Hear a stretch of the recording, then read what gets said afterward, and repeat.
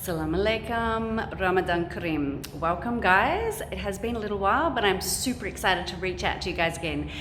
I have brought you somewhere different and somewhere very special. This place is my place of employment. So here we have the most amazing room of wonder, which is usually full of the most amazing 4-year-olds.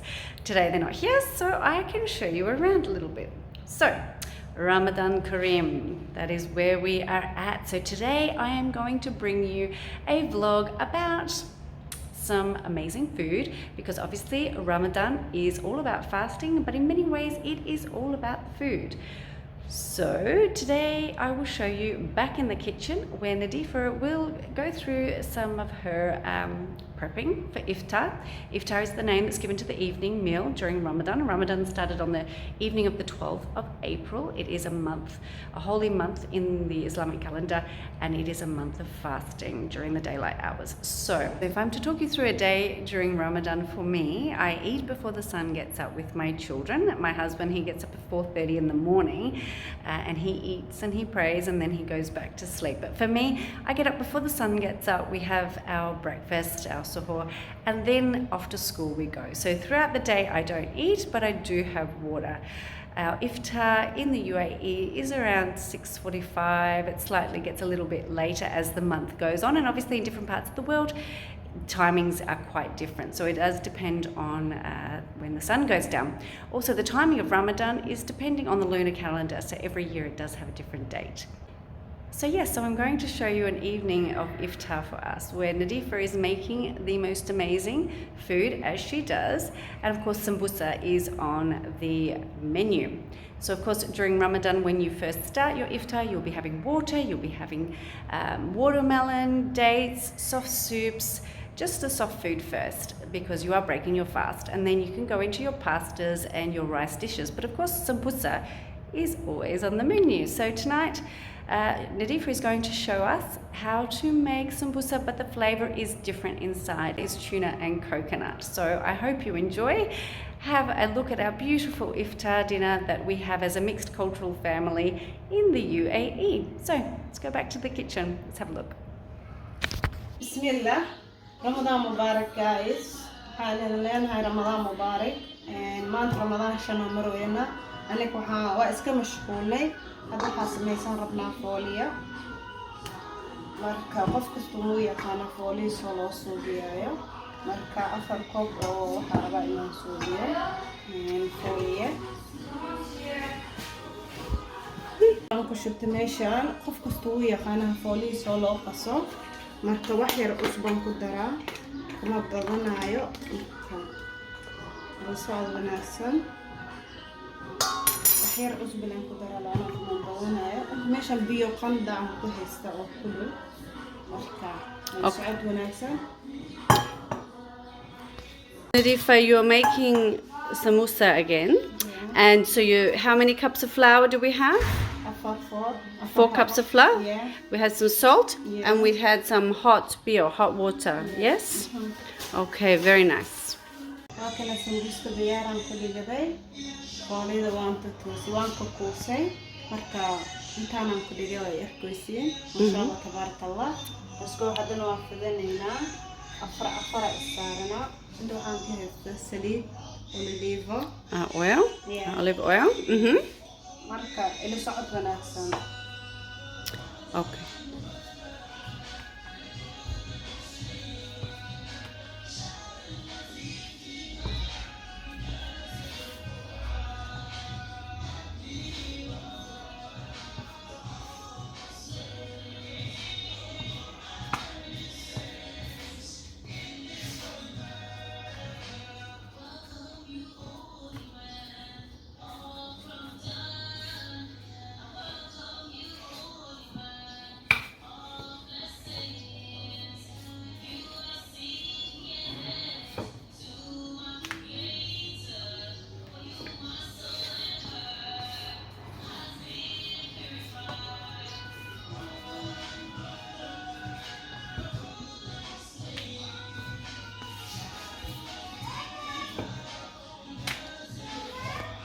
Taawladan shidana inay kuleel ay noqoto inaan shidto markaasana yeelay Okay, so we've got our olive oil. You've rolled them out. You've popped your olive oil on.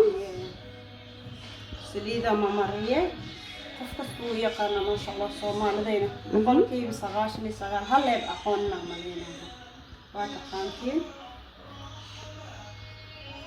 Okay.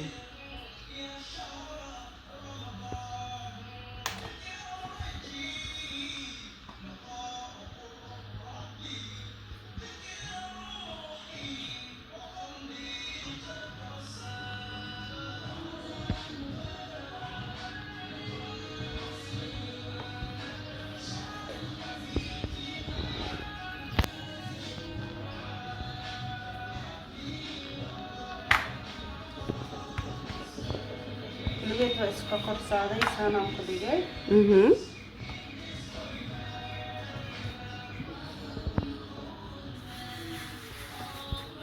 Okay, put our flour on. Roll it out.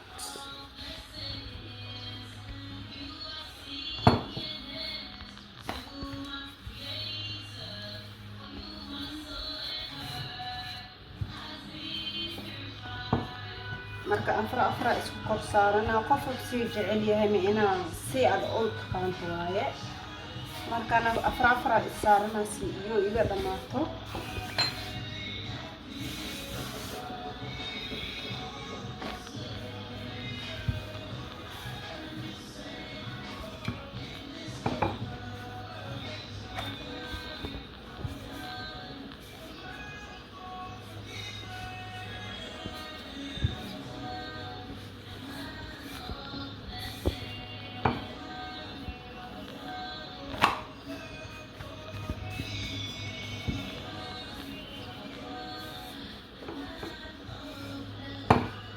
وجنا هدنا وليفرق بدنا قليلنا.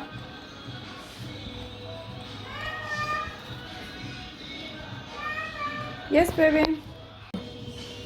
وجرا بأفران كريجا عنده.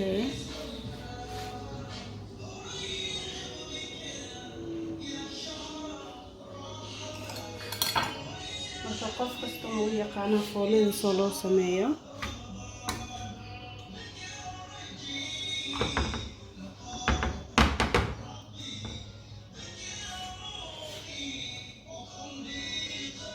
marka qof kasta uu yaqaan foolada soo loo fidiyo markii la socod wanaagsan asxaabtayda.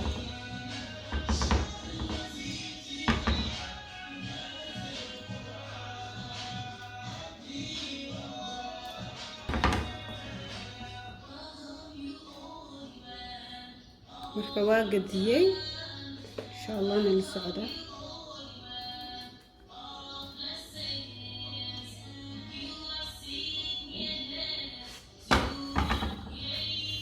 ممكن سنة يجسوا بحضي ما شاء الله. ممكن أول وصل مينينا وسقصنا قلنا إن شاء الله بإذن الله. صلاة في الفيلم أبويا كان الله في الفجنة عند حيل تاني مصاري وحنا قسمين وياه يشهد هذه جيس أبو قسمينه وليد كنا معنا وضيع أرسل ما شاء الله. ممكن قف كست صلاة ففجية صلاة فولد الله سمية ويقانا ممكن إن شاء الله. السعد ونكسن أصحابتا أتي أنا حسنتين أماتينا أنت كحبن جنالك سميرة جيس. Thank you so much. Okay, so our ingredients for our samosa. Sambusa أو tuna ملاية بساعة. كويش عن كويس تأفر بساعة أو ملاية. سد حبة التون. Garlic. هل حبة كاروتو. Carrot. Yeah. أنت عن كويس تا. coconut bomba. Ah, coconut. Okay. Yeah. Yep, shredded coconut. انت وحان كهيستا لو حبو سد حبو عن لحين Onion. بصل بطلين معان Lime. كمير معان. Okay, so that's the oil from the tuna. So it's got the flavor with the fish. انت كسر انسو شيدا كجرو كسر كواكاس اندوي انشيدين. Okay. marka socod wanaagsan inta hooyo ku jira filfil madow ku jira laakiin dhawaa asalkeeda waxa ku dhamaaday usbuuc marka filfil madow and pepper. Okay. marka la socod wanaagsan dabkii warshadanay oo dab yar ah ku sameeyo. bismillah. Bismillah.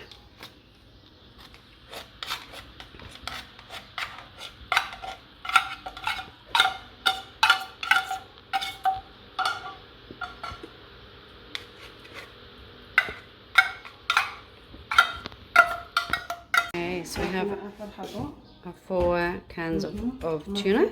inaa jajabiyo waaye si fiican u jajabiyo. Yeah. All our tuna, we've broken it all up. We're heating it up. Okay, what's next, Nadifa? afar xando. Yep, our coconut. Yeah, 4. 4 tuna, 4 tumbe. Kola busate alfa.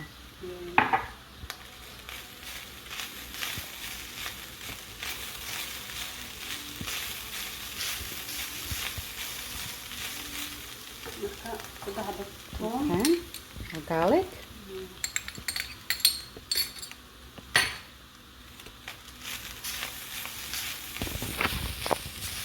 Next. And hawaji duduk hal kando.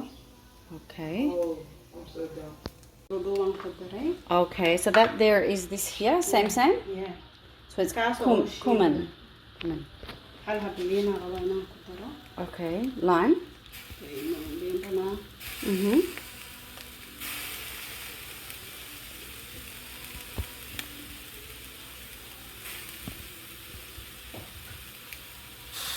Nice. Smells good.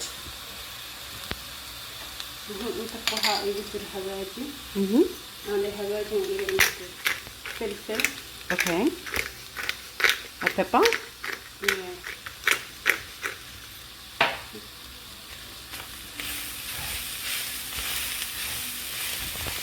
And salt.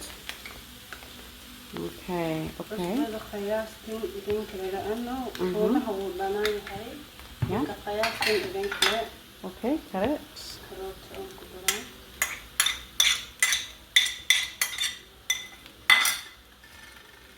الكوكو كسر سميستا. أنا كنت أنا سميسنا ما شاء الله. ما شاء الله.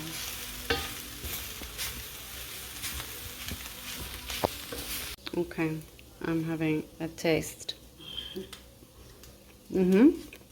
Tastes good. Very nice, Nadifa. Okay. Onion.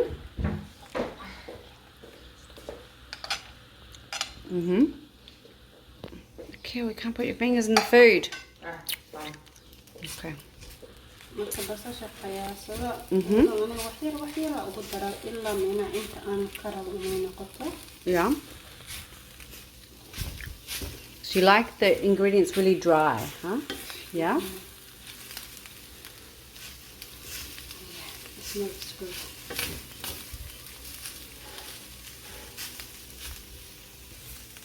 وكواكنا ملاي بالسمبوس كل شيء يقول بسانا لو سمية مركا راديو أنا هاي ديار هذا سفاليدي دورينا من الصعودة إن شاء الله بإذن الله بس بالصعود وناكسن.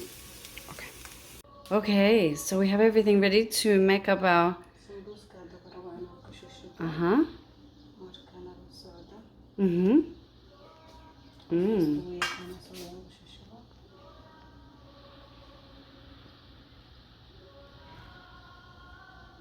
Nice.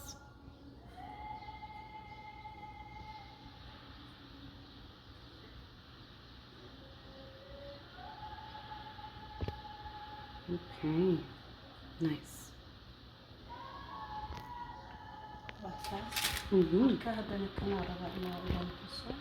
Okay, so this one here is cheese. So hold on a second. Okay, so this is the ingredient for our other sambusa. It's going to be a different shape. Same sambusa, لكن sambusa نحن. سما هذا كان في عم أنت. Yeah. Okay.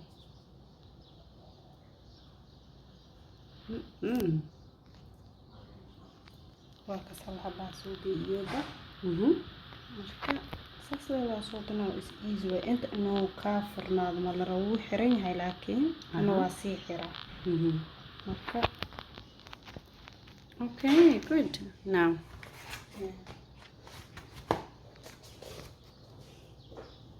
Okay, so it's a spreadable cream cheese.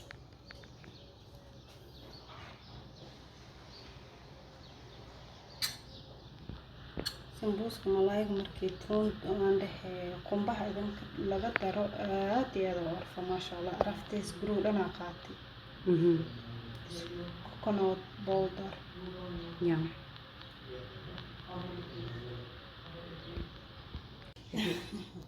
Yeah. Okay. At Iftar. Only 5. Not that. So we can never make enough sambusa because everyone wants them at Iftar, huh?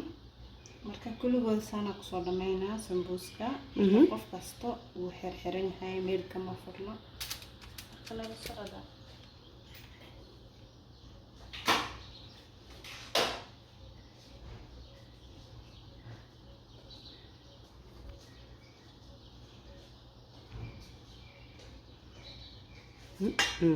Very good.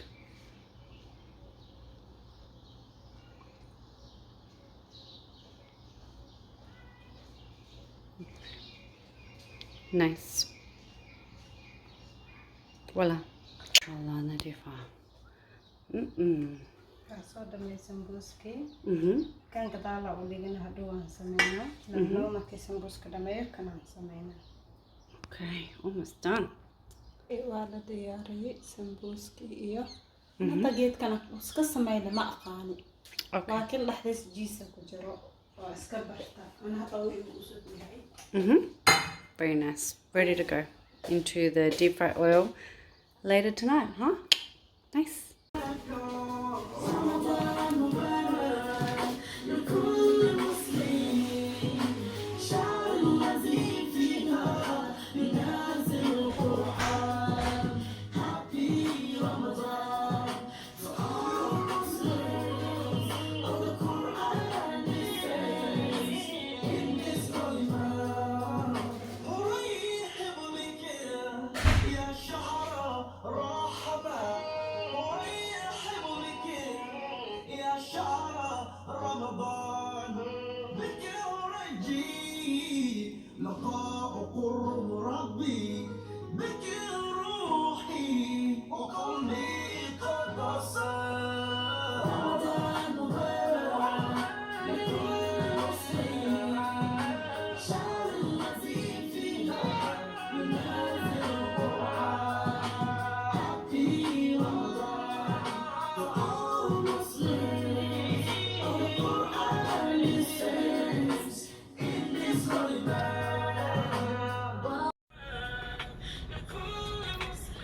Ramadan Kareem, Ramadan Mubarak, my friends.